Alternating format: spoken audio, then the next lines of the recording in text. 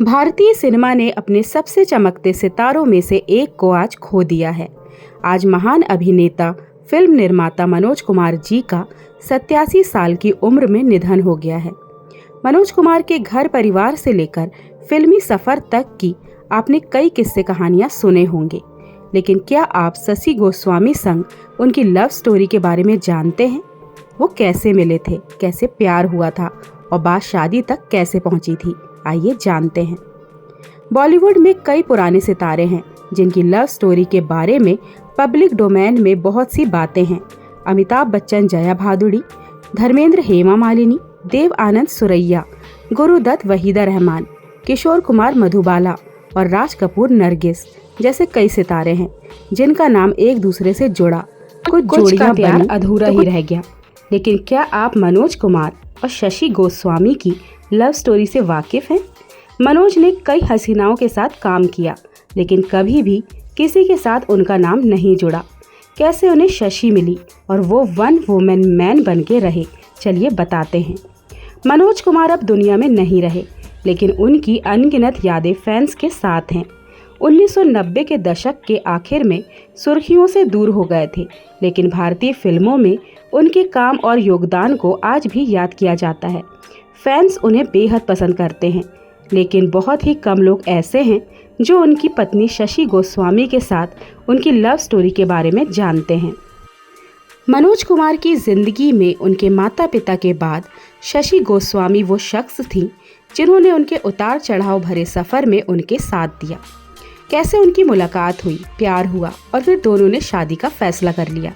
अपनी secret love story को खुद मनोज साहब ने रिवील किया था। मनोज कुमार वो एक्टर रहे हैं जिन्होंने अपनी पर्सनल लाइफ को मीडिया के सामने रखना पसंद नहीं किया। उनकी पर्सनल लाइफ हमेशा पर्सनल रही।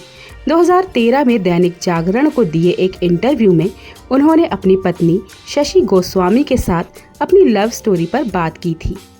एक्टर ने बताया कि उन्होंने पहली बार शशि गोस्वामी से तब मुलाकात की थी जब वह कॉलेज में थे। यह उनके एक दोस्त के घर पढ़ाई के लिए पुरानी दिल्ली जाने के दौरान हुआ था। उन्होंने कहा, मेरे ग्रेजुएशन के दिनों में मैं अपने एक दोस्त के घर पढ़ाई के लिए पुरानी दिल्ली जाया करता था और वहीं मैंने पहली बार शशि को देखा। भगवान की कसम, मैंने अपनी पूरी जिंदगी में किसी लड़की को बुरी नीयत से नहीं देखा, लेकिन शशि में कुछ जादुई था कि मैं उसके चेहरे से अपनी नज़रें नहीं हटा सका। उन्होंने आगे बताया कि 1.5 साल तक हम दोनों ने एक दूसरे को दूर से देखा, क्योंकि उस समय हम में से किसी में भी एक दूसरे से बात करने की हिम्मत नहीं थी। यह एक ऐसा प्यार था जो धीरे धीरे और शर्मीलेपन से शुरू हुआ था, लेकिन समय के साथ और मजबूत होता गया। मनोज कुमार ने आगे बताया कि जैसे जैसे उनके एक दूसरे के प्रति भावनाएं गहरी होती गई, वो दोनों और मिलने लगे, आमतौर पर दोस्तों के साथ और अक्सर सिनेमा में। लेकिन जहां मनोज के परिवार ने उनके रिश्ते का समर्थन किया, वहीं शशि के परिवार में चीज़ें इतनी आसान नहीं थी।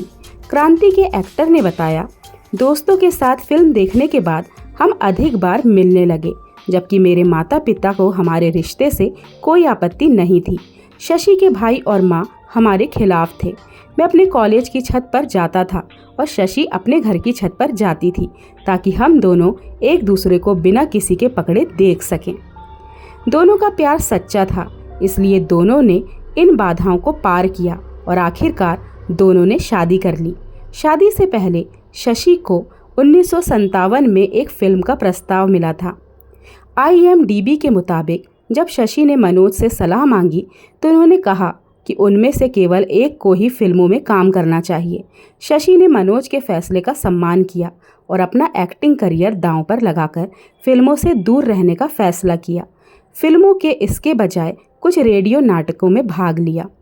विश्वास, सम्मान और समझ के मजबूत मूल्यों पर उनकी शादी आधारित थी। उसी इंटरव्यू में मनोज ने बताया कि शादी का उनके लिए क्या मतलब था। बहुत से लोग शादी का असली मतलब नहीं समझते, क्योंकि यह आपके साथी के सभी अच्छे गुणों के लिए उनके साथ चिपके रहने के बारे में नहीं है, बल्कि उनके कुछ सीमाओं के साथ समायोजित करने और उनके कमज़ोर क्षेत्रों में उनका समर्थन करने के बारे में है। शशि को भी मनोज पर शुरुआत में शक होता था, जिसका उन्होंने खुलासा किया था। खासकर जब मनोज फिल्म एक्ट्रेसेस से घिरे रहते थे। लेकिन मनोज साहब ने उन्हें हमेशा विश्वास दिलाया। शशि ने कहा था, मैंने कई बार उन पर शक किया, लेकिन उन्होंने हमेशा मुझे बताया कि शूटिंग के लिए सेट पर जाना उनके लिए मंदिर जैसा है। वह जगह उनके लिए मंदिर जैसी है। साथ ही वह उन चीज़ों के बारे में भी जानते थे जो मुझे पसंद नहीं थी, उनकी सीमाएं भी जानते थे। तो दोस्तों, यही थी मनोज कुमार साहब और शशि जी की प्यारी सी लव स्टोरी जो आखिरी सांसों तक चली। दोस्तों, पैसिफिक टीम भावपूर्ण श्रद्धांजलि प्रदान करता है मनोज कुमार साहब को और आप सभी से निवेदन करता है कि आप भी कमेंट सेक्शन में उन्हें श्रद्धांजलि दें। तब तक के लिए नमस्कार।